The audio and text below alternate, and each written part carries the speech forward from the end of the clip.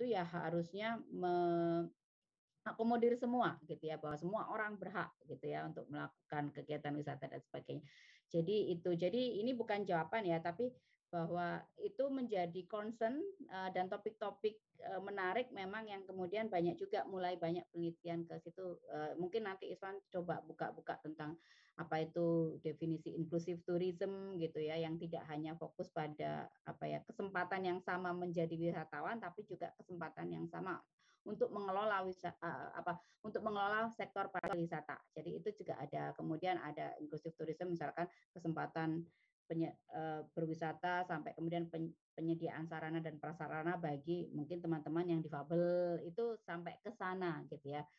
Usia, kemudian berapapun penghasilannya dan sebagainya, keterbatasan apapun lah itu juga menjadi apa ya topik-topik yang menarik dalam inclusive tourism. Begitu kira-kira Iswan ya. Kalau tadi pertanyaan mungkin atau enggak, ya mungkin apa sih yang tidak mungkin gitu ya. Kan selalu muncul kajian-kajian baru gitu ya. Ada tesis, ada antitesis gitu ya. Selalu ada seperti itu. Oke, Delvian yang terakhir. Silakan. Dari tadi udah angkat tangan capek ya, nggak diturun. Angkat tangan terus. Silakan. Buat Baik, terima kelompok kasih. Pertanyaannya. Ya. Baik, sudah terima kasih atas kesempatannya.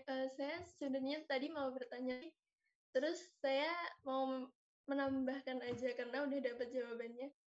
Jadi tadi pas Risma menjelaskan tentang 3 segmen itu tadi, saya tuh kepikiran kalau mungkin di segmen 2 dan 3 tadi ya yang mengatakan kalau pariwisata itu bisa meningkatkan quality of life-nya.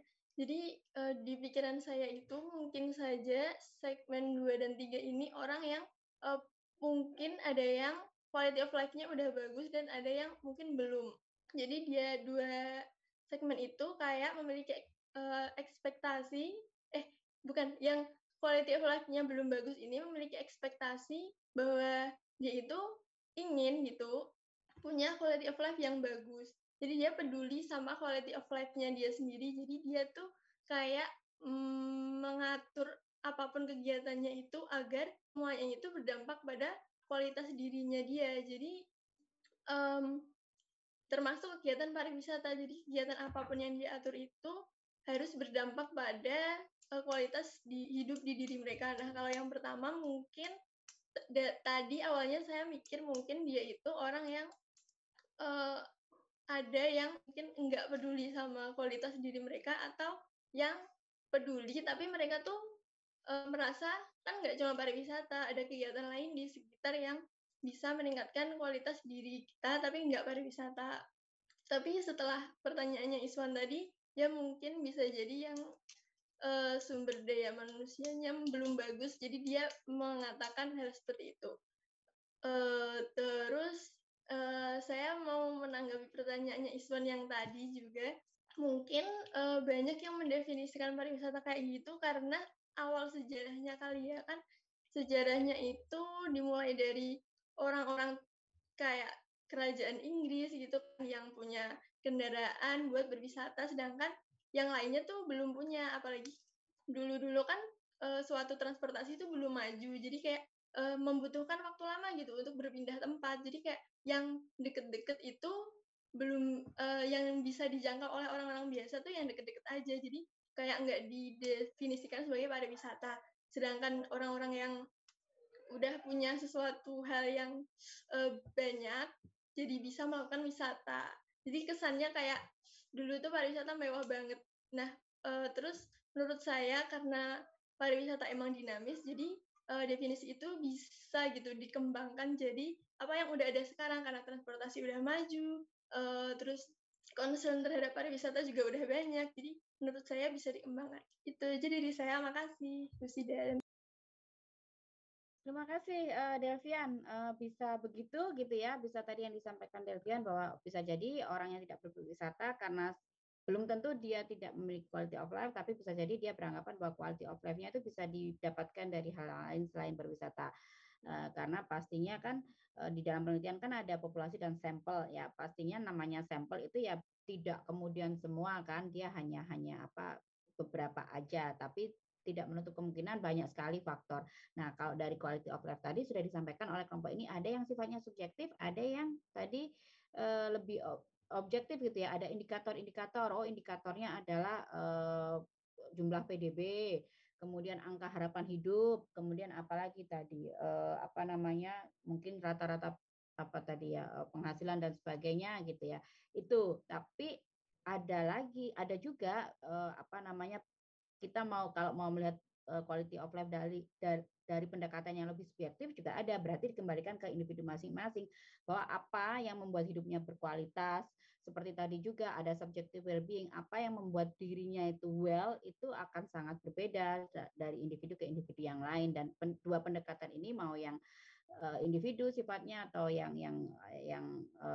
apa namanya, lebih lebih lebih apa ya, lebih luas, itu ya sama-sama bisa digunakan gitu. Artinya kita kalau mau menganalisis apapun bisa menggunakan dua pendekatan itu. Kalau dari bahasa budayanya adalah etik dan emik gitu ya pendekatannya.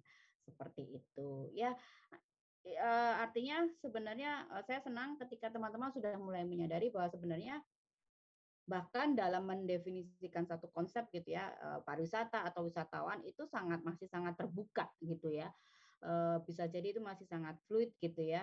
Kalau ada apa namanya, pemikiran-pemikiran terbaru tentang bagaimana mendefinisikan wisatawan, itu menjadi sumbangan yang sangat berarti menurut saya ya di dalam kajian pariwisata. Seperti itu teman-teman. Terima kasih. Kita tutup ya 2 jam ya. Luar biasa presentasinya, semuanya akhirnya selesai juga. Sudah 10 kelompok yang presentasi. Dan kita masih ada satu pertemuan. Kebetulan minggu depan itu adalah tanggal merah ya. Tanggal merah, jadi kita mungkin menggunakan satu waktu di minggu tenang ya. Awal Juni itu kan sepertinya sudah masuk minggu tenang. Kita mungkin akan mencoba untuk wrap up gitu ya, keseluruhan kuliah kita satu semester ini gitu ya, dengan mungkin membahas beberapa isu terbaru dalam kajian psikologi pariwisata. Ada beberapa istilah tentang, mungkin teman-teman sudah pernah dengar ya, positive tourism, yang sebenarnya itu turunan dari apa ya, dari positive psychology gitu, positive psychology gitu, mau diaplikasikan menjadi positive tourism dan sebagainya. Ada beberapa. Silakan teman-teman kalau ada ide, pertanyaan, atau menemukan suatu isu yang baru di dalam konteks kajian psikologi pariwisata, nanti bisa ditampilkan, bisa dibahas, bisa kita diskusikan bersama dalam agenda wrap up dan kesimpulan di pertemuan terakhir. Begitu, terima kasih. Sekali lagi saya ingatkan semua materinya mohon diunggah di Google Classroom, pasti akan sangat bermanfaat untuk nanti sebagai referensi tugas akhir juga gitu ya. Selamat siang semuanya, terima kasih. Terima kasih Bu Zia. Terima kasih Bu Saya Zia. izin akhiri. Selamat siang Bu, terima Terima kasih. kasih.